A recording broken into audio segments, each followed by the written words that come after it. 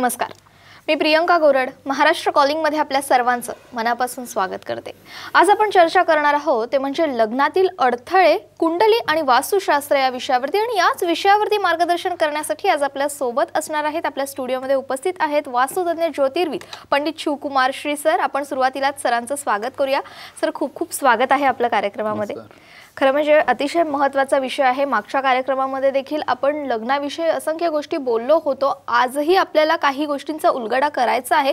कार्यक्रमाला नक्कीच सुरुवात करणार आहे, मात्र त्याआधी आपण सरांची थोडक्यात ओळख करून घेऊयात।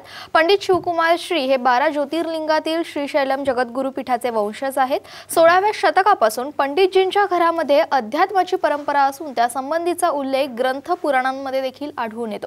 24 वर्षांमध्ये त्यांना वास्तू आणि ज्योतिष विषयामध्ये भारतात आणि भारताबाहेर देखील 15 पेक्षा जास्त राष्ट्रीय आणि आंतरराष्ट्रीय पुरस्कारांनी सन्मानित करण्यात आले।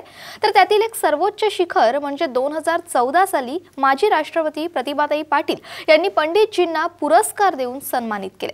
पंडितजींना 2003 साली केदार, उज्जैन, काशी, श्रीशैल, रंभापुरी या 5 जगद्गुरू पीठाधीशांनी वास्तुप्रवीण ही उच्च पदवी देखील प्रदान केलेली आहे। तर पंडितजींनी संशोधित केलेल्या भारत सरकार मान्यताप्राप्त कॉपीराइटेड वास्तु प्रोडक्ट्स अनावरण लॉस एंजेलिस अमेरिका इथं झालेला आहे। 2015 साली महाराष्ट्राचे तत्कालीन उद्योग मंत्री श्री सुभाष देसाई यांच्या हस्ते ते उद्घाटन झालं होतं। आणि सध्या या क्षेत्रामध्ये मार्गदर्शनासाठी सरांची पुणे, मुंबई, दुबई, लंडन या ठिकाणी रजिस्टर्ड ऑफिसेस देखील आहेत। या आजच्या विषयासंदर्भात जर का तुमच्या मनात काही प्रश्न असतील, काही शंका असतील, जरूर फोन करा। 02266843333 हा आमचा स्टुडिओ क्रमांक आहे।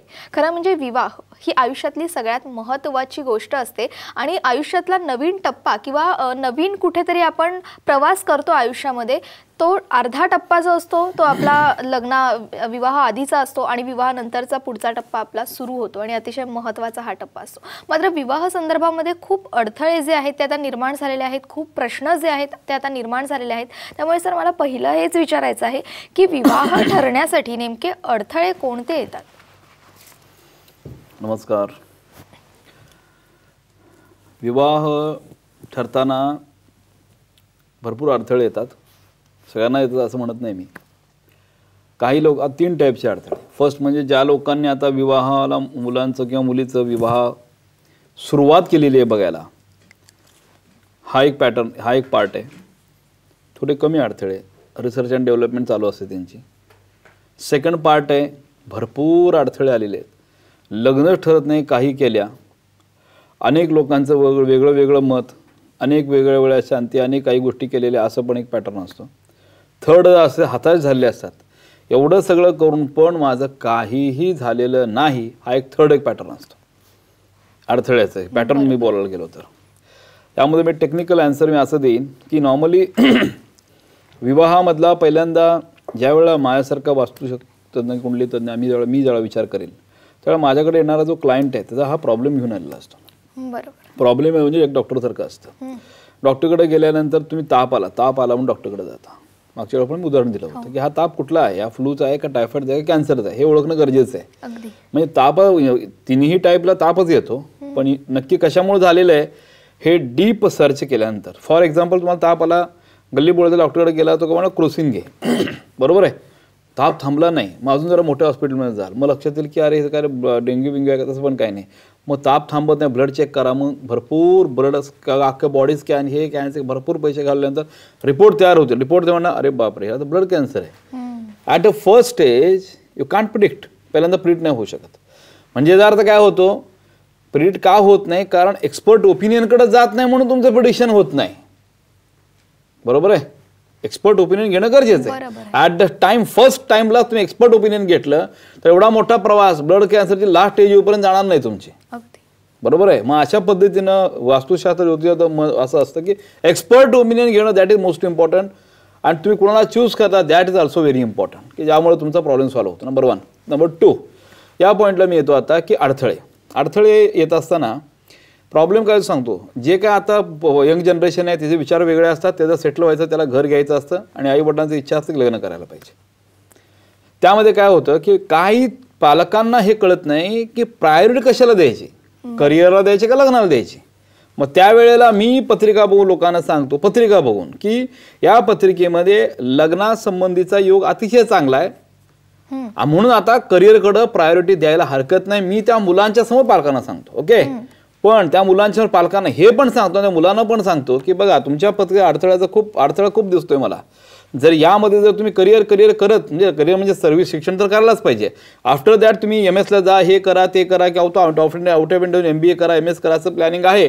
पण इथं दिसतंय की फसवाफसवी होणार, डायव्हर्सची पत्रिका, लग्न न होण्याची पत्रिका असेल तर फर्स्ट प्रायोरिटी काय करायला पाहिजे, आपण लग्नासंबंधी विचार करायला पाहिजे. Then we can think about marriage. Okay, हे जे आहे म्हणजे हे जे मार्गदर्शन योग्य वेळी लाभणं फार महत्त्वाचं आहे आणि तेच करण्याचं काम पंडितजी करत असतात. खरं म्हणजे कार्यक्रमामध्ये आपण आधी एक फोन घेऊयात.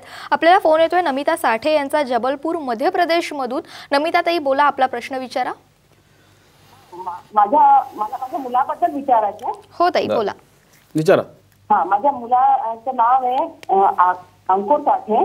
ओके, जन्मतारीख जन्मतारीख आहे 18/2/90. किती? 18/2/90.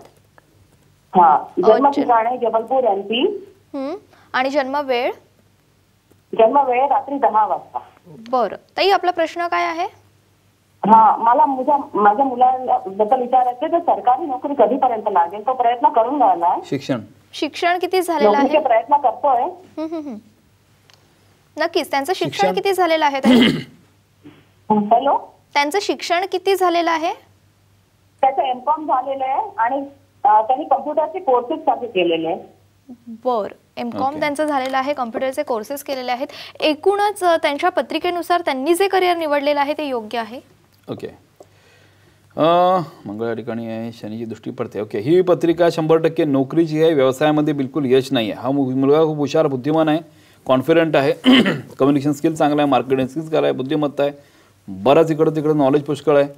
मंगळ जो बसलेला आहे तो कडक आहे, त्यामुळं धाडसी पण आहे, ॲज वेल ॲज अग्रेसिव्ह नेचर आहे, जे गव्हर्नमेंट सेक्टरला लागतं. ओके, रवी आणि गुरु नवपंचम योग आहे, त्यामुळं सरकारी जॉब लागण्याची शक्यता आहे. पण रवी आणि गुरु अनन्य संबंध नाही आहे किंवा दुसरे कुठले चांगले योग आहेत असं सांगता येत नाही आहे. त्यामुळं 101% गव्हर्नमेंटचा जॉब लागेलच असं काय सांगता येत नाही. अप्रॉक्सिमेटली 60 to 70% याला मार्क देईल. नंबर 1. नंबर 2, रवी गुरु नवपंचमी असणारे एक असं होतं की बँकिंग क्षेत्रामध्ये सेल टॅक्स किंवा बाकी दृष्टिकोनातून ज्या गव्हर्नमेंटच्या परीक्षा आहेत त्या परीक्षा द्यायला हरकत नाही. अजून एक सगळ्यात महत्त्वाचं सांगतो, जे काय M.Com यांनी शिक्षण घेतलेलं आहे, B.Com नंतर M.Com, या शिक्षणाचा आणि पुढच्या करिअरचा याचा डायरेक्ट काही संबंध राहणार नाही. म्हणजे M.Com मध्येच जाऊन त्याच कॉमर्स फील्डमध्येच त्यांनी करिअर करायला पाहिजे असं ॲब्सोल्युटली नाही. नवीन दुसरी कुठली अपॉर्च्युनिटी आली, कॉमर्सच्या व्यतिरिक्त पण कुठल्या जर परीक्षा असतील त्या दृष्टिकोनात प्रयत्न पण करायला काही हरकत नाही. नोकरीमध्ये यश असल्यामुळं आता M.Com करतो ते MBA करायला हरकत नाही. MBA फायनान्स करू दे, MBA ऑपरेशन्स करू दे, MBA इम्पोर्ट एक्सपोर्ट करू दे, MBA ज्या हायर लेवलच्या आहेत फॉरेन ट्रेडमध्ये करू शकतो की ज्यामुळे त्या सेम लाईनमध्ये MBA पण होईल. समजा गव्हर्नमेंटचा जॉब लागला नाही तर immediately you can shift to private job, कारण नुसतं M.Com तुम्हाला चांगला जॉब मिळण्याची गॅरंटी नाही आहे. ओके, लग्नासंबंधी पण लग्न ठरताना अडचणी होते, बऱ्याच गोष्टी आहेत, पण तुमचं उत्तर मी दिलेलं आहे. आणि यासाठी शिक्षणा दृष्टिकोन यश मिळण्यासाठी राहूचं दान क्लास सुरुवात करा. डायमंड 30 to 40 सेंटचा करंगळी शेजारच्या बोटामध्ये वापरा. पाचू जो आहे तो तुम्ही करंगळीमध्ये 3 ते 4 कॅरेटचा वापरू शकता. राहवेनुवा केतवेनुवा मंत्र तुम्ही म्हणू शकता. इच्छापूर्ती कुपीचा माझा वापर करा. तीव्र बुद्धीसाठी तीव्र बुद्धी यंत्राचं आहे, त्यावर नवीन काढलेलं प्रतिस्पर्धी स्पर्धा परीक्षेत यश मिळण्यासाठी, मुलांच्या परीक्षेत दृष्टिकोन यश मिळण्यासाठी हे बॉटलमध्ये यंत्र आहे. हे यंत्राचं पाणी प्यायला सुरुवात करा. पेनस्टँड माझं लक्ष्मी सरस्वती गणपतीचं पेनस्टँड आहे, माझं पॅड आहे, हे पॅड तुम्ही वापरू शकता. अभ्यास दृष्टिकोनात या सगळ्या गोष्टी केल्यानंतर वास्तुशास्त्रावर घराचं पर्सेंटेज जे आहे ते तुम्ही वाढवा, तर गॅरंटीली फरक पडायला पाहिजे. आणि हा पण आता महत्त्वाचं की जबलपूर सगळ्या ठिकाणी पण आपला हा प्रोग्राम महाराष्ट्राचे, मला माहिती आहे की चेन्नई किंवा बेंगलोरमध्ये पण लोक फ्लाईटनं नागपूरहून माझ्या क्लायंट फ्लाईटनं आपण घेऊन येतात, पण काही वेळेला मिझोरामचे तिकडचे पण क्लायंट आले. आज पण लाईव्ह बघतो की जबलपूरमध्ये सगळी ठिकाणी आपला हा प्रोग्राम बघतायत. ठीक आहे, आता मी सांगितले उपाय करा. आणि अजून काही गायडन्स पाहिजे असेल तर तुम्ही मला ॲज अ इनडायरेक्ट अपॉइंटमेंट पण घेऊ शकता, आणि त्यामुळं तुम्हाला मी अजून जास्त गाईडलाईन करू शकेल. तो घराचा प्लॅन जो आहे तो व्हॉट्सअप तुम्हाला नंबर आहे त्यावर प्लॅन पाठवून द्या. घर वास्तुशास्त्र पण बरोबर आहे की नाही ते बघून काही उपाय तुम्हाला मी व्हॉट्सअपवर पाठवण्याची व्यवस्था सगळ्या प्रेक्षकांसाठी केलेली आहे. तुमचा प्लॅन व्हॉट्सअपवर पाठवू शकता. नक्कीच, खरं म्हणजे सरांनी तुमच्या प्रश्नाचं ताई उत्तर दिलेलं आहे.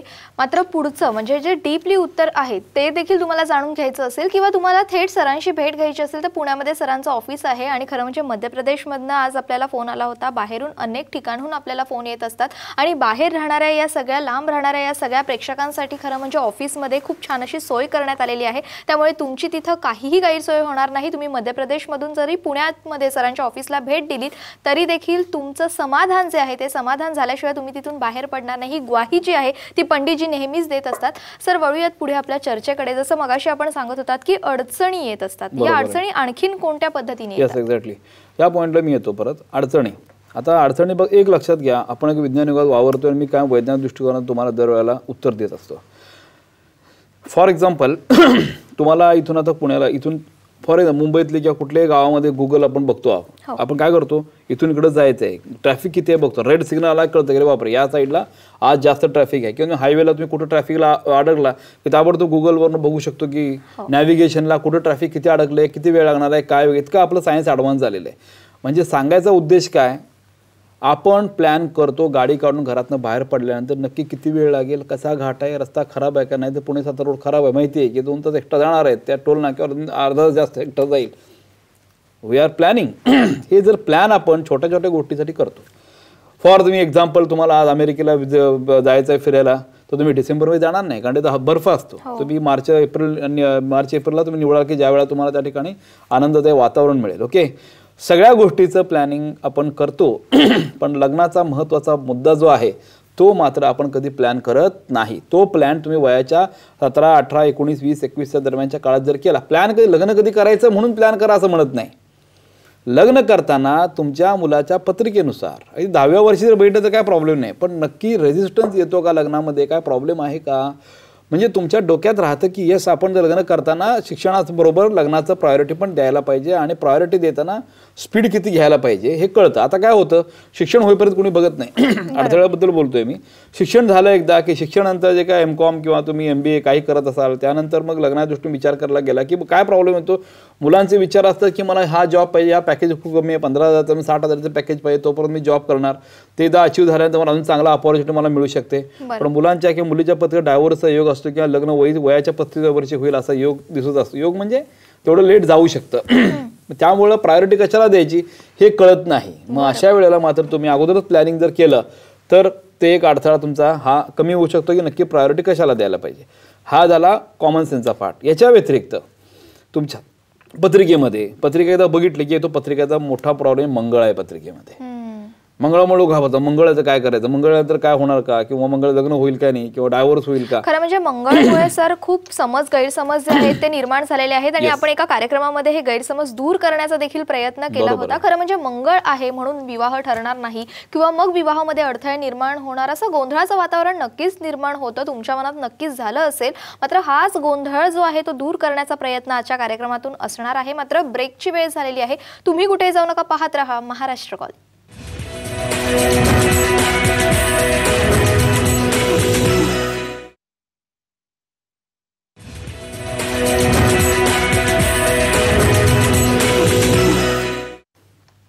ब्रेक नंतर आपलं पुन्हा एकदा मनापासून स्वागत करते. सुरुवातीलाच आपण एक फोन घेऊयात. आपल्याला फोन येतोय सुनंदा दहीदुले यांचा. खरं म्हणजे त्यांनी सरांकडनं मार्गदर्शन जे आहे ते करून घेतलं होतं आणि अनायसे आजच्या कार्यक्रमामध्ये त्यांचा फोन देखील कनेक्ट झालेला आहे. बोला ताई, तुमचा अनुभव कसा राहिलाय?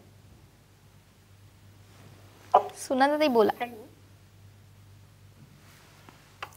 ताई आपला फोन जोडला गेलेला आहे, बोला. हा, सरांना दोघांना माझा नमस्कार. नमस्कार. सुनंदा दहीदुले बोलते पुण्याहून. मी सरांच्याकडे 2017 मध्ये माझा मुलगा ओंकार दहीदुलेची पत्रिका पाहण्यासाठी आले होते. सरांनी मला उपाय दिले होते मुलासाठी करायला आणि त्या पत्रिकेमध्ये त्यांनी सांगितलं होतं राहू केतूचा त्रास आहे, लग्नामध्ये अडचणी आहेत, त्याच्यासाठी त्यांनी उपाय दिला होता. ते उपाय लिहून दिले. त्याचबरोबर त्यांनी मेंदूला त्याच्या काळजी घ्यायला सांगितली होती आम्हाला. ते मेंदूची काळजी आम्हाला वाटलं की ऍक्सिडेंट मध्ये त्याच्या मेंदूला त्रास होईल म्हणून हा गैरसमज झाला, पण त्यांनी जे उपाय जे सांगितले होते त्याच्यासाठी ते आम्ही उपाय केले नाही. ते जर उपाय केले असते तर माझा मुलगा वाचला असता. तो मुलगा मेंदूच्याच रक्तस्रावामुळे एक्सपायर झालेला आहे. जर त्यांनी सांगितलेले उपाय आम्ही वेळेत केले असते, काही कारणास्तव ते करू शकले नाही, केले असते तर माझा मुलगा वाचला असता. हे त्यांच्यामुळं मला म्हणजे माझा त्यांच्यावरती सगळ्यांवरती फार विश्वास बसलाय. त्या कारणानं बरोबर तो 5 महिन्यापूर्वी आम्ही पत्रिका दाखवली आणि जून 17 पत्रिका दाखवली, तेव्हा त्यांनी ते उपाय करायला सांगितले आणि मुलगा 6/11/2017 एक्सपायर झाला. मेंदूमध्येच रक्तस्राव झाला.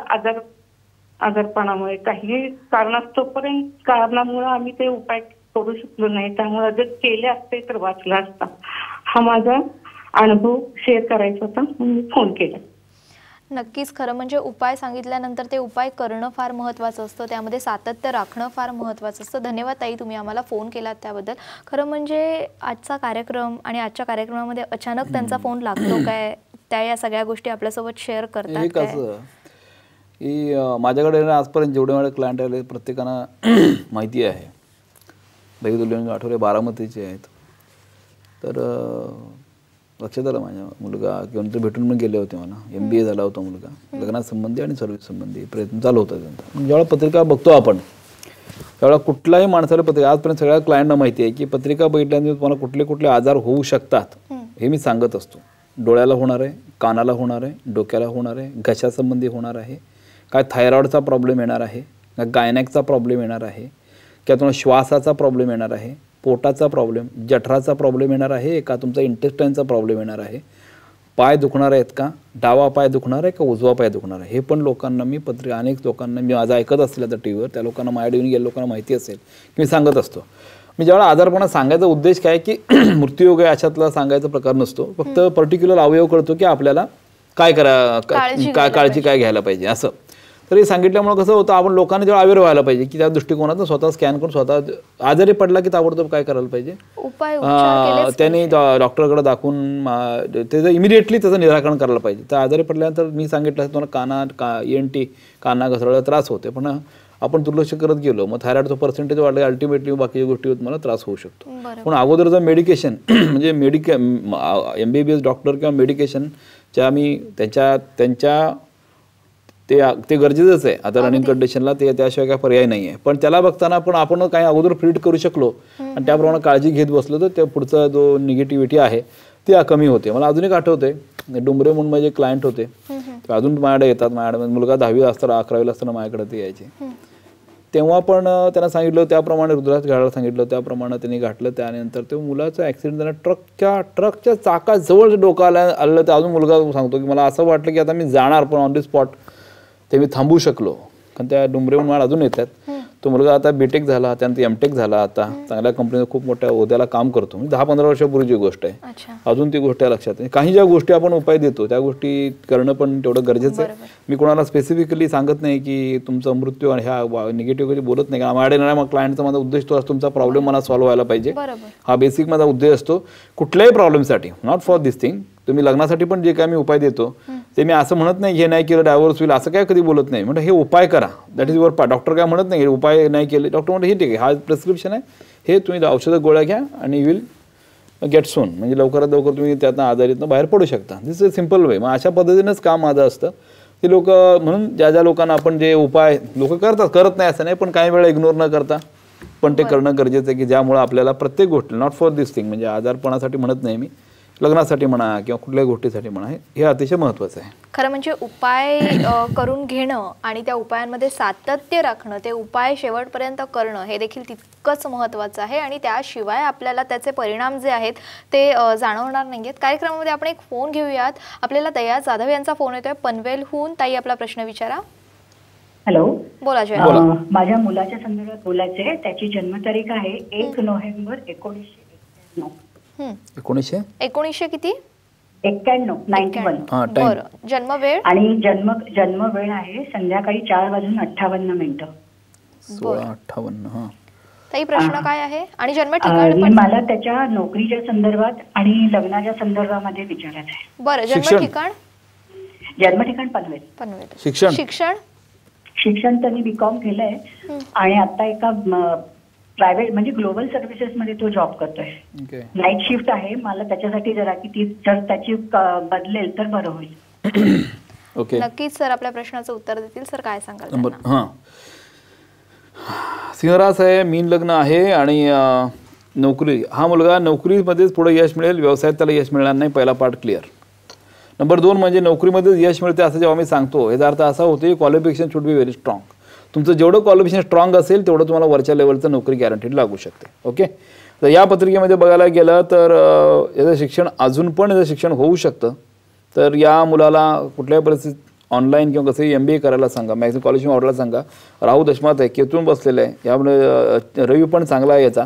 त्यामुळे एक गोष्ट क्लिअर आहे की ॲडमिनिस्ट्रेशन याचं जबरदस्त आहे. म्हणजे ज्या ठिकाणी तो काम करतो ते काम फायनान्स आणि अकाउंट संबंधी असण्यापेक्षा ते अख्खच्या अख्खं डिपार्टमेंट हँडल करण्याचं ॲडमिनिस्ट्रेशनच्या हातात आलं तो खूप चांगल्या पद्धतीनं सांभाळू शकतो. एका वेळेला 50 काय 100 काय 1000 लोकांना पण सांभाळण्याची कुवत आणि ताकद ॲडमिनिस्ट्रेशन मॅनेजमेंटची खूप चांगली आहे. हे ओळखून जर तुम्ही MBA करायला लावलं, डिप्लोमा जरी करायला लावला बिझनेस मॅनेजमेंटचा किंवा पार्ट टाईम जरी MBA करायला लावलं तरी चालेल. आणि वेगळ्या वेगळ्या लँग्वेज त्याला शिकवायला शिकायला जापनीज लँग्वेज आहे, फ्रेंच आहे किंवा जर्मनी लँग्वेज, हे जर लँग्वेज शिकवलं त्याला अब्रॉडला जाण्याचा चान्स पण त्याला येऊ शकतो. आता नोकरीच्या दृष्टिकोनातून चांगले रिझल्ट त्याला मिळाला पाहिजे किंवा चांगला जॉब लागला पाहिजे या दृष्टिकोनातून त्याला पुष्कराज आणि मोती वापरायला मी सांगेन. इच्छापूर्ती कुपेचा वापर करायला सांगेन. सगळ्यात महत्त्वाचा मुद्दा या पत्रिकेत मंगळ आहे. मंगळ आहे म्हणजे काय प्रॉब्लेम आहे अशातला भाग असत नाही. पण मंगळ असल्यामुळे फक्त पटकन चिडणं, पटकन रागावणं, अग्रेसिव्ह होणं हे 100% होतं. ऑन द स्पॉट त्यावेळेला डिसिजन देऊन माणूस मोकळा होतो. ह्या मंगळाच्या दृष्टीबरोबर कुठं पडते? शनिवर पडते. चतुर्थ स्थानात दृष्टी पडले काय होतं? जवळपासची लोक जे आहेत ते ऑटोमॅटिकली तुटतात आणि कुठल्याही मित्रमैत्रिणी किंवा जवळच्या लोकांकडून ह्याला काही लाभ होणे शक्य नाही. त्यामुळं त्यासंबंधी वाईट वाटून घेण्याची गरज नाही आहे. लग्नामध्ये अडथळे येतील. अर्कविवाह करून लग्न करायला पाहिजे. त्याचबरोबर पुष्कराज मोती सांगितलं तो वापरणं गरजेचं आहे. इच्छापूर्ती कुपेचा वापर करा. ॲज वेल ॲज लग्नाच्या पॉईंट ऑफ व्ह्यू मंगळाचं मी दान दरवेळा तुम्हाला सांगत असतो. मंगळात दान करायला सुरुवात करा. अजून काही उपाय असतात त्यावेळेला ऑफिसला तुम्हाला गॅरंटीडली मी देईन. अशा पद्धतीनं आता लग्नाचा जर विचार केला 5, 5, 6, 7, 8 ओके, म्हणजे मी सांगितले उपाय सगळे पॉझिटिव्हली केले तर या ऑक्टोबरपासून ते जानेवारीपर्यंत या दरम्यानच्या काळात 100% लग्न होईल. वास्तुशास्त्राप्रमाणे घर तुमचं वास्तुपंडित 124 ॲप किंवा माझं एक्झिक्युटिव्ह बोलून तुम्ही घर व्हिजिट करून, मुंबईमध्ये स्वतःचं ऑफिस आहे तुम्हाला माहिती आहे दादरला, एक्झिक्युटिव्ह तुमचं घराचं पूर्ण प्रिडिक्शन देऊन तुम्हाला वास्तूचे उपाय पण देतील. त्यामुळे लग्नामध्ये पण आनंदाचं वातावरण, लग्नासाठी पूरक वातावरण हे तयार होऊ शकतं. आणि जॉब चेंजच्या दृष्टिकोनात बघायला गेलं तर नोव्हेंबरपासून ते नोव्हेंबरच्या फर्स्ट वीक किंवा नोव्हेंबरच्या 20 तारखेपर्यंत जॉब चेंज होईल आणि चांगल्या पद्धतीचं पॅकेज त्याला भेटू शकतं. नक्कीच. खरं म्हणजे सर मगाशी आपण मंगळाविषयी बोलत होतो आणि विवाह ठरवत असताना मंगळ हा फॅक्टर किती महत्त्वाचा. पहिलं तेच सांगायचं राहिलं माझं. बघा, पहिलं 2-3 गोष्टी. मंगळ असेल तर काय प्रॉब्लेम येत नाही. पत्रिका जी आपण चौकोन बघतो त्यामध्ये जी काय त्रिकोण चौकोन 12 घरं बघतो, ही टोटल 12 घरं असतात, बरोबर आहे. त्या 12 घरामध्ये 5 ठिकाणी जर मंगळ असेल तर मंगळाची पत्रिका मानली जाते. म्हणजे काय अर्थ होतो की जगातल्या 40% लोकांना मंगळ आहे आणि त्यातला तुम्ही एक आहे म्हणजे काय प्रॉब्लेम नाही. जर मंगळामुळेच प्रॉब्लेम झाला असता तर जगातल्या 40% लोकांचे विवाह संपुष्टात आतापर्यंत आलेले असते. तर ही गोष्ट अजिबात घाबरायची गरज नाही. नंबर 1. नंबर 2, ज्या लोकांना मंगळ आहे त्या लोकांनी हातात पोवळं कधीही धारण करायचं नाही. ते धारण केलं तर 100% लग्न व्हायला अडथळे येतील, प्रॉब्लेम येईल, कोर्ट मॅटर होईल, आहे ते लग्न डायव्हर्स होऊन बसेल. आणि अनेक वेळा बायका गळ्यामध्ये मंगळसूत्रात पोवळं घालून फिरतात तर ते पण तुम्ही काढून टाका. मंगळ हे रत्न असं आहे, मंगळाचं रत्न पोवळं असं कुणी सर्वसाधारण माणूस घालू शकत नाही. पोलीस डिपार्टमेंटचे लोक असतील, आर्मीमधले लोक असतील, धाडसाचं काम ज्या ठिकाणी करायचं असेल त्या लोकांना मंगळ चांगला असो आहे का नाही बघून मग ते धारण करायचं आहे. सगळ्यांनी मंगळ धारण करायला 100% तर निगेटिव्ह रिझल्ट हा येऊ शकतो. पण ज्या लोकांनी मंगळ, आता माझ्या येणारे इतके लोक माझ्या येतात, कोण त्यांना सांगतं कळत नाही. मंगळाची पत्रिका आहे मला त्यांच्या हाताकडे बघितल्यानंतर कळतं, पत्रिकावर बघायची गरज, हातात ऑलरेडी पोवळं असतं त्यांच्या. पोवळं घालून आहे ते लग्न पण तुम्ही ऑटोमॅटिकली ते लांब करून टाकता. त्यामुळे पोवळं घालायचं नाही, मंगळाची भीती बाळगू नका. मंगळ जर असेल तर त्याला प्रॉपर असं चॅनलनं कुठली पत्रिका बघून आपण ठरवू शकतो की कशा पद्धतीनं आपल्याला मुलगा पाहिजे, कशी मुलगी पाहिजे हे आपण तुमच्या मुलाची पत्रिका समोर ठेवून ते गॅरंटीडली बघू शकतो आणि ज्यामुळं आपल्याला इझिली कळू शकतं. आता काल मागच्या 6 महिन्यापूर्वी क्लायंट माझ्यासमोर आला होतं, बसले होते, बघितली पत्रिका, बघितल्यानंतर ठीक आहे या मुलीच्या पत्रिकेत दोष आहे, लग्न अगोदर तुम्हाला जरा काळजी घ्यायला लागेल. एखादं का राहू आणि मंगळ युती होती, त्यामुळे म्हटलं ही फसवाफसवी चिटिंग होण्याची शक्यता आहे, किंवा काही ना काही लग्नामध्ये साखरपुडा होऊन लग्न डिस्टर्ब होण्याची शक्यता आहे. You should take care. मग ते काय बोलले नाही. म्हटले सर बरोबर आहे. म्हटले लग्न झालं, लग्न झाल्यानंतर 15 दिवसात लग्न नाही एंगेजमेंट झाली. एंगेजमेंट झाल्यानंतर 15 दिवसामध्येच त्या मुलाचा ॲक्सिडेंटमध्ये डेथ झाला. बापरे. म्हणजे सांगायचा उद्देश काय की जेव्हा म्हणजे आम्ही पत्रिका सगळ्या बघितल्या होत्या, मॅच मेकिंग केलं होतं. मॅच मेकिंगवर तर माझा स्वतःचा विश्वास नाही, तुमचं जाऊ दे, माझा विश्वास नाही आहे. कारण मॅच मेकिंगवरच फक्त लग्न बिलकुल करू नका, ते टिकेल ह्याची गॅरंटी नाही. कारण माझ्याकडे 36% गुण जुळलेल्या लोकांचं मग लग्न तुटलेलं मी बघितलेलं आहे. ह्याच्या संबंधी पुढचं डिटेल थोड्या वेळानं परत मी सांगेन. पण म्हणजे जेव्हा पत्रिका बघू समोरासमोर असं बघितल्यानंतर ऑन दी स्पॉट कळलं पाहिजे की एका 10 पत्रिका एक्सपर्ट माणसाला 20 पत्रिका बघितल्यानंतर 22 ते 23 सेकंद खूप झाले. 8 ग्लास बघितलं कळलं या पत्रिका चांगली आहे की नाही. भावचित्र नाही, दोन्ही बघितलं लगेच कळतं की पत्रिका लग्नासंबंधी कशी आहे काय नाही. ते समोरासमोर नवरा बायकोनी पत्रिका जुळवली अशी की लगेच जुळवली समोरासमोर ठेवून बघितलं की लक्षात यायला पाहिजे ह्या मुलाचा स्वभाव, ह्या मुलाचं आरोग्य, ह्या मुलाचा प्रॉब्लेम, ॲक्सिडेंटल योग, मृत्यू किंवा ह्या संबंधी कसं आहे, किंवा वैवाहिक जीवनात दोघांना सुख चांगलं आहे की नाही आहे, दोघांना मुलंबाळं चांगली होतील का नाही, दोघे एकमेकांशी भांडतात का, ही मुलगी सासरी गेल्यानंतर सासरचं त्यांचं पटेल का नाही, म्हणजे नंदेवर भांडण होईल का, सासूबरोबर भांडण होईल का, त्या घरात गेल्यानंतर चांगलं संतान देण्याची ताकद मुलीमध्ये आहे का, ह्यांच्यात गायनॅक प्रॉब्लेम मुलीमध्ये आहेत का, किंवा सिझरिन होऊ शकतं, नॉर्मल डिलिव्हरी होऊ शकते, हे पण पत्रिका पण कधीही सांगू शकतो मी. ह्या सगळ्या गोष्टी फट मी ऑन दी स्पॉट सांगायला लोकांना चालू करतो. हे सगळ्या क्लायंटला माझ्या माहिती आहे. म्हणजे पत्रिका बघितली, लग्न जुळणार नाही, एवढे 36 गुण लग्न करा, ही जबाबदारी आम्ही झटकून चालत नाही. ही खूप मोठी जबाबदारी असते. कारण हे जे आम्ही सांगितलं लग्न करा म्हणून सांगितल्यानंतर एका शब्दावर लोक लग्न करतात आणि माझ्याकडं डायव्हर्स झाला देऊन बसल्यावर डायव्हर्स झालेलं. पत्रिका बघितलं, हो बघितली, 28 गुण जुळतात, 36 गुण जुळतात. म्हणजे गुण जुळवणं ही प्रायोरिटी सोडा. आणि ह्या मुद्द्यावर मी नंतर येणारच होतो ॲक्च्युली की यामध्ये कसं आहे, मोठा जो प्रॉब्लेम आता हल्ली येतो तो म्हणजे गुण जुळवण्यामध्ये प्रॉब्लेम येतो. गुणमेलन करायला बसला की ह्याला हा दोष आहे, एक नाडे दोषचं लग्न करू शकता. मी सरळ छातूटूकपणे सांगतोय, माझ्या आईवडिलांचा एक नाडे दोष होतो, मी तुमच्या समोर आहे, प्रॅक्टिकल शिवाय मी काय बोलत नाही आहे. ओके, ब्लड ग्रुप वेगळा पाहिजे, मृत्यूशराष्टक योग असेल लग्न करू शकता. माझ्यासमोर उदाहरण आहेत की ज्यांना ऑलरेडी मुलं झाले, त्या त्यांच्या मुलांची लग्न करायची होती म्हणून पत्रिका दाखवली. ते म्हटलं आमच्या नवरा बायकोचा मृत्यूशराष्टक आहे, आमच्या मुलाचं लग्न मी करायला आलेलो आहे. कोण काय मरत बिरत नसतं. ओके, त्यानंतर अजून काही गोष्टी असतात, किंवा राक्षसगण मनुष्यगण लग्न करू नका, काही संबंध असत नाही. हे बघायला हरकत नाही, पण याला प्रायोरिटी नंतर द्यायला पाहिजे. पहिला प्रायोरिटी काय की ज्या समजा तुमचा मुलगा आहे, एका मुलीवर लग्न करायचं आहे, तर त्या मुलीच्या पत्रिकेमध्ये वैवाहिक जीवनाचं सुख आहे का नाही हे पत्रिका बघून कळल्यानंतर जर येस असेल तर तुम्ही गुणमेलन करायची आवश्यकता नाही. गुणमेलन करताच तुमचे जर तुम्ही 50 पत्रिका आणल्या आणि तुम्ही गुणमेलन करायला सुरुवात केलं, 50 40 पत्रिका गुण एकत्र न जुळल्यामुळे कॅन्सल होतात. मेन म्हणजे जर आपण गुणमेलन न करता पत्रिका जुळायला चालू केलं तर मात्र तुम्हाला त्या 50 पैकी 25 ते 30 पत्रिका जुळलेल्या दिसतील, हे लक्षात घ्या. म्हणून चांगली मुलं, चांगली शिकलेला मुलगा, चांगली शिकलेली मुलगी इच्छा असून एकत्र येऊ शकत नाही. आई वडिलांची इच्छा असून पण लग्न करू शकत नाही कारण गुण जुळत नाही म्हणून. एवढं पण तुम्ही असं विचार करून त्याच्या मागं लागावं असं मला वाटत नाही. हे सगळ्या महाराष्ट्राला मी सांगतोय. मेन म्हणजे कोल्हापूर आहे, गडिंग्लज आहे, सातारा आहे, छोट्या छोट्या लोकांनी मी लक्षात घ्यायला पाहिजे की ज्यामुळे you are wasting your time. हे टाईम तुम्ही वेस्ट करता. आणि मी एव्हिडन्स सगळं बोलतोय. आज 24 वर्ष झालं मी या बिझनेसमध्ये आहे, माझ्याकडे हे पुरावे आहेत म्हणून मी हे बोलतोय. तर थोडं technical point of view, expert opinion घेऊन तुम्ही लग्नासंबंधी विचार करा. गुणमेलन हा पॉईंट बाजूला ठेवा डायरेक्ट. आणि ज्या मुलाशी किंवा ज्या मुलीशी लग्न करणार आहेत त्यांच्यामध्ये वैवाहिक जीवन सुख एकत्र नवरा बायको राहतात का नाही हेच बघा. आणि हे बघण्यासाठी तुम्हाला फक्त शांती करणाऱ्या लोकांच्याकडे जाऊन उपयोग होत नाही. एक्सपर्ट ओपिनियन घेणारा एक्सपर्ट माणसाकडे गेला, तुमचा लाईफ तर तुमचा वेळ वाचेल. तुमच्या मुलाबाळांचं आयुष्य पुढे अख्खा संसार एका यस किंवा नोवर डिपेंड असतो.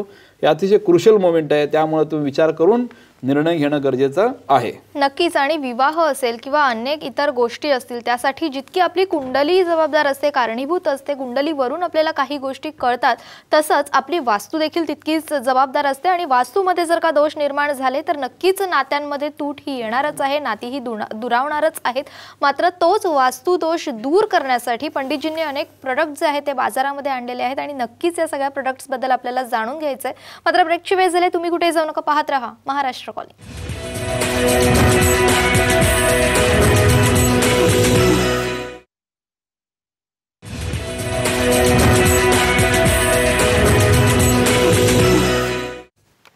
ब्रेकनंतर महाराष्ट्र कॉलिंग मध्ये आपलं पुन्हा एकदा मनापासून स्वागत करते. खरं म्हणजे सर, अनेक वेळेला असं देखील झाल्याचं पाहायला मिळतं की एंगेजमेंट झालेली आहे मात्र नंतर लक्षात येतं की पत्रिका जुळत नाहीये. मग या सिच्युएशनला नेमका काय निर्णय घेतला पाहिजे? येस, हा पण सगळ्यात महत्त्वाचा माझा प्रॅक्टिकल एक्सपिरियन्स आहे.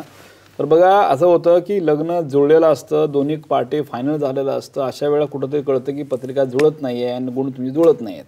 अशा वेळेला घाबरून राहायची गरज नाही आहे. Expert opinion is only the way. ज्या वेळेला काय करू शकतो, गुण जुळले, मी कायच बोललो, गुण जुळण्याकडे तुम्ही बिलकुल लक्ष देऊ नका. देऊ नका म्हणण्याशी द्या, पण लास्ट मोमेंटला. आणि त्यामुळे कॅन्सल करायची गरज नाही. एखाद्या पत्रिकेमध्ये गुणमिलन व्यवस्थित होत असेल आणि त्या मुलीच्या पत्रिकेत डायव्होर्सचा योग असेल, तुम्ही काय करणार? काही नाही करू शकत. किंवा मुलाच्या पत्रिकेत डायव्होर्सचा योग आणि 36 गुण जुळले तर काय करणार? कारण गुणमिलनामध्ये डायव्होर्स होतो का नाही हे कुठल्याही जगातला माणूस सांगू शकत नाही, कुठलाही ज्योतिष सांगू शकत नाही गुणमिलनामध्ये की डायव्होर्स होईल म्हणून. कारण असं त्याला काय त्यात येत नाही, पॉईंटच येत नाही त्यामध्ये. ओके, तर अशा वेळेला लग्न ठरलं किंवा साखरपुडा झाला असेल तर त्यावेळेला फक्त नवरा बायकोंच्या पत्रिकेमध्ये मी मग जे काय पॉईंट सांगितले ते पॉईंट बघून फक्त जर व्यवस्थित होत असेल तर लग्न करायला हरकत नसते. पण त्यावेळेला दोघांना पण उपाय द्यायला लागतात. एखादा काय प्रॉब्लेम आहे तर कुंभविवाह करू शकतो, अर्कविवाह करू शकतो, किंवा कुठं नक्षत्र दोष आहे तरी शांती करू शकतो. मात्र हे सगळं करूनच तुम्ही लग्नाला पुढं तयार होऊ शकता. पण ते अगोदर बघायला लागतं सगळं. आणि सगळ्यात महत्त्वाचं म्हणजे जर वतीमध्ये वादविवादाची भूमिका असेल तर वर्ष 2 वर्ष तुम्ही दोघांनी एकमेकांना काळजी घ्यायला पाहिजे. मुलाच्या पत्रिकेत ज्या दोष आहे मुलांनी त्यावेळेला सांभाळून 1 वर्ष घ्यायला पाहिजे, तर तुमचं पुढे विवाह टिकणार आहे. अशा गोष्टी पण दोन्ही पालकांना समोर ठेवून बोलत असतो. म्हणजे तोडायची लग्न गरज नाही, ऑन दी स्पॉट काय होणार आहे असं नाही. अनेक वेळेला माझ्याकडे क्लायंट आला होता, त्याने बघितली पत्रिका बघितली आणि त्या पत्रिका त्या मुलीची फाडून टाकली. क्लायंटने मला स्वतः सांगितलं त्या मुलीची पत्रिका फाडून नाही, ही पत्रिका ह्या मुलीचं पत्रिका हे लग्नच होणार नाही. तर त्या मुलींनी इतकं सिरियस घेतलं की ते लग्नच करायला असं त्या 4 वर्ष लग्नाचा विचारच केला नाही. आणि तिचं लग्न झालं, भावाचं लग्न झालं नाही. म्हणजे जे लोक असा शो ऑफ करतात, तुमचं लग्न होणार नाही, पत्रिका फाडून देणार, हे या लोकांचं म्हणजे हे ज्योतिषाला पात्र आहे असं मला वाटत नाही. कारण आमचं विद्या आहे ही, बरोबर आहे. We have to respect. आम्हाला ह्या आमच्या ज्योतिषाचा रिस्पेक्ट करायला पाहिजे. याचा असं फाडून बिडून देणं बरोबर नाही आहे. तर असं कोणी काय आणि करणी बिरणीवर काही होत नाही. काही लोक असं म्हणतात की नाही भावकीतून तुम्हाला काहीतरी केलेलं आहे, खायला गाठलेलं आहे, करणी केलेली आहे, मॅजिक केलेली आहे, लग्न होत नाही, असं जर तुम्हाला म्हणत असेल तर लक्षात ठेवायचं की तो माणूस थोतांड आहे. त्या माणसाला ज्योतिषाचं काही कळत नाही. स्वतःचं नॉलेज लपवण्यासाठी तुम्हाला सांगतोय हे पण मी तुम्हाला सांगतो. टेक्निकल डायरेक्ट पत्रिका म्हणून सांगायला पाहिजे कशामुळे काय होतं. आणि एक्सपर्ट माणूस हे सांगू शकतोच, हे मी आज छातीठोकपणे सांगतो. त्यामुळे मी हे का सांगतो की हे खूप महत्त्वाचं आहे. अनेक लोक या गोष्टीला बळी पडतात आणि काही नाही ते उपाय करत बसतात, हजारो लाखो रुपये घालवतात, त्यानंतर लग्न झालं परत हातावर हात ठेवून बसतात. तर अशा गोष्टी लक्ष देऊ नका. हे वास्तुशास्त्र ज्योतिषशास्त्र एक शास्त्र आहे. या शास्त्रामध्ये ब्लॅक मॅजिक किंवा या गोष्टीला काही कुठेही असं लिहिलेलं काही नाही की ह्याच्यामुळे होत नाही. त्यामुळे ह्याच्या गोष्टीचा काही तुम्ही ऑल ओव्हर महाराष्ट्रात खेड्यापाड्यामध्ये या गोष्टी बऱ्याच चालतात. त्यामुळे अशा गोष्टीचा तुम्ही विचार असा करू नका. पत्रिका आपण एक्सपर्ट ओपिनियन घेतलं, काय केल्यानंतर काय होतं ते कळतं आणि त्याप्रमाणे पुढे गेला. वास्तू आणि ज्योतिषशास्त्र दोन्हीचं कॉम्बिनेशन केलं, सक्सेस तुम्हाला मिळायला हरकत नाही. नक्कीच. खरं म्हणजे प्रत्येक व्यक्तीला सक्सेस मिळवण्यासाठी सर तुमची धडपड आहे आणि ही आजकालची नाही तर 24 वर्षांपासूनची आपली धडपड आहे. सर तुमचा प्रवास कसा सुरू झाला होता या क्षेत्रामध्ये? माझे वडील तर स्वतः याच फील्डमध्ये ॲज अ प्रोफेसर होते, पण वडिलांना ह्याची आवड होती. माझं खानदान सगळं 16व्या शतकापासून वास्तू ज्योतिषमध्ये आम्ही एक्सपर्ट. राजे महाराजांच्याकडं माझे पूर्वजांनी ॲज अ ज्योतिष विशारद म्हणून काम केलेलं हे पुराणामध्ये पण नोंदवलेलं आहे. तर इंजिनिअरिंग करता करता वडिलांचं बघून मी पण करायला चालू केलं. ज्यावेळेला पुण्यामध्ये आलो त्यावेळेला वास्तुशास्त्राचं ज्योतिषशास्त्राचं मी स्वतःचं ऑफिस काढलं. तर पहिलं जे ऑफिस आहे मी तुम्हाला फोटो दाखवतो.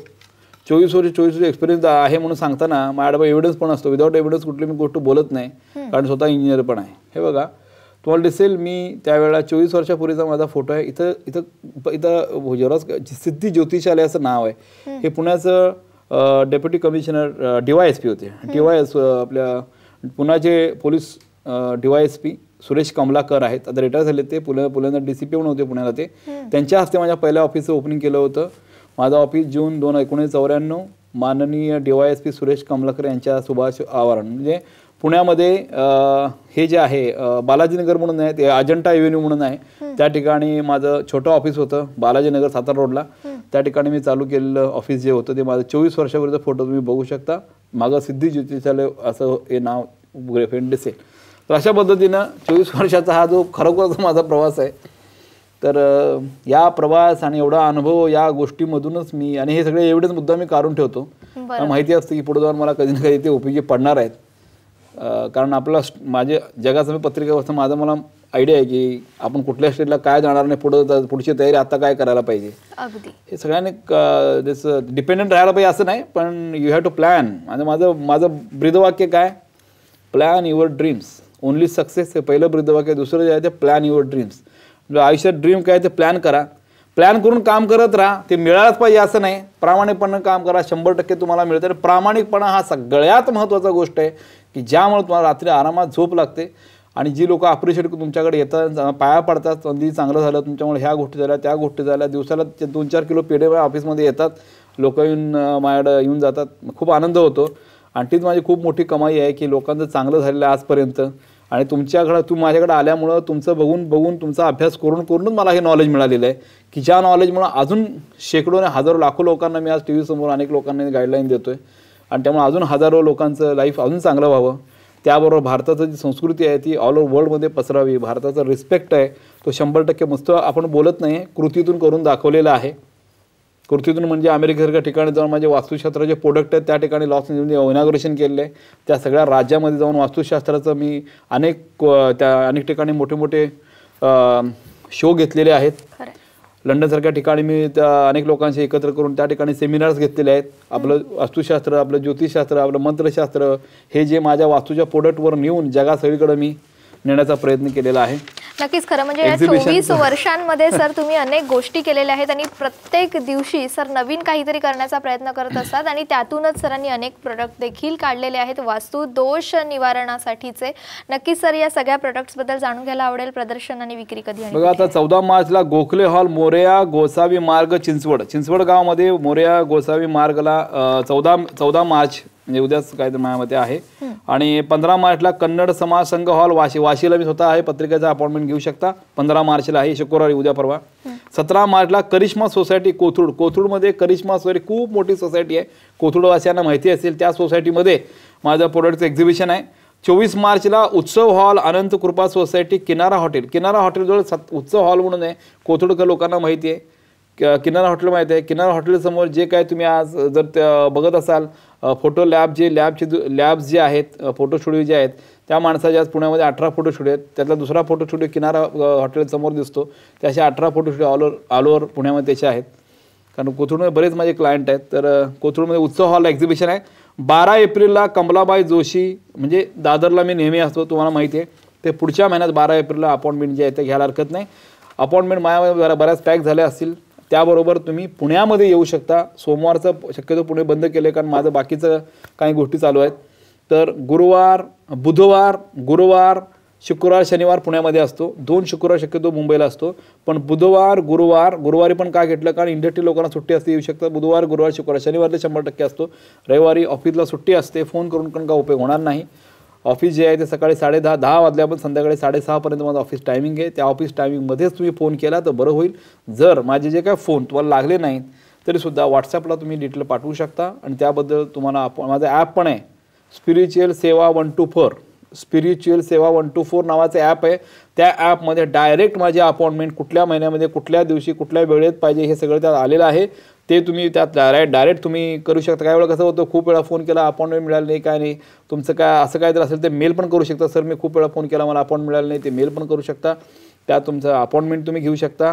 वेळ कन्फर्म झाली की तुम्हाला SMS येतो की या दिवशी या तारखेला तुम्हाला माझ्या ऑफिसमध्ये अपॉइंटमेंट आहे, असं त्यांना SMS पण त्यांच्या मोबाईलवर जातो की तुम्हाला प्रूफ दाखवू शकता की याच आम्हाला अपॉइंटमेंट तुमच्याकडनं मिळालेली आहे. काही लोक आता अपॉइंटमेंट मिळालेली नाही, काय नाही, उगाच येतात. तर त्यांना कोड मॉडमध्ये सगळ्या अपॉइंटमेंट जे असतात त्या ठिकाणी लिहिल्या असतात. प्लीज तुम्ही अपॉइंटमेंट घेऊन या, म्हणजे तुमचा फेरा वाया जाणार नाही. कारण आणि लोड खूप असतो. तुम्ही ज्या लोक ऑफिसला आले त्या लोकांना माहीतच आहे. आणि प्लीज येताना 1-2 तास काढून या, नाश्ता वगैरे करून या. कदाचित जर वेळ झाला, लेट झाला तरी सुद्धा तुम्हाला प्रॉब्लेम यायला नाही पाहिजे. आणि लहान मुलांना घेऊन यायला हरकत नाही, खूप मोठी स्पेस आहे, लहान मुलं खेळू पण शकतात. पण शक्यतो घरात कुणी असं ठेवून आला तर तुमचं तिथं धावपळ ही कमी होऊ शकते असं सांगणं आहे. आणि अपॉइंटमेंट ज्या सांगितलं त्याबद्दल फोनवर पण तुम्ही घेऊ शकता. आणि त्याबरोबर माझे एक्झिबिशन जे असतं, एक्झिबिशन मी ज्या सांगितलं त्या तारखेला एक्झिबिशनमध्ये सगळे प्रोडक्ट ठेवलेले असतात. माझे एक्झिक्युटिव्ह तुमच्या घरी येऊन वास्तू व्हिजिट करायला रेडी असतात. त्यांना फोन करून वास्तू स्पिरिच्युअल सेवावर एक्झिक्युटिव्ह व्हिजिट संबंधी पण तुम्हाला पाहिजे असेल ते पण लिहू शकता. आणि त्याचबरोबर तुम्ही दादरला माझं ऑफिस आहे, सेना भवनच्या बॅकसाईडला स्वामींच्या मठाजवळ माझं एक शोरूम आहे. त्या शोरूममध्ये पण सोमवारी बंद असतं, बाकी दिवशी चालू असतं. 11 ते 7:30 चालू असतं. त्या दरम्यानच्या काळामध्ये प्रोडक्ट जाऊन लाईव्ह बघू शकता. त्याबरोबर तुम्हाला जे काय घराचा प्लॅन आहे तो प्लॅन तुम्ही तिथं दाखवू शकता. तो प्लॅन तिथं फ्री बघितला जातो. त्या प्लॅन बघून त्याचे काय प्रॉब्लेम आहेत ते प्रॉब्लेम तुम्हाला सांगितले जातात. त्याला उपाय काय आहेत ते उपाय पण तुम्हाला सांगितले जातात. त्यामुळं मुंबईला पण आहे किंवा पुण्याला तर आहेच आहे. भांडार रोडला माझं डेक्कन या ठिकाणी ऑफिस आहे. त्या ठिकाणी सेंट्रलाइज ऑफिस आहे की आरामात तुम्ही पार्किंग करू शकता आणि त्या ठिकाणी तुम्ही माझं गायडन्ससाठी येऊ शकता.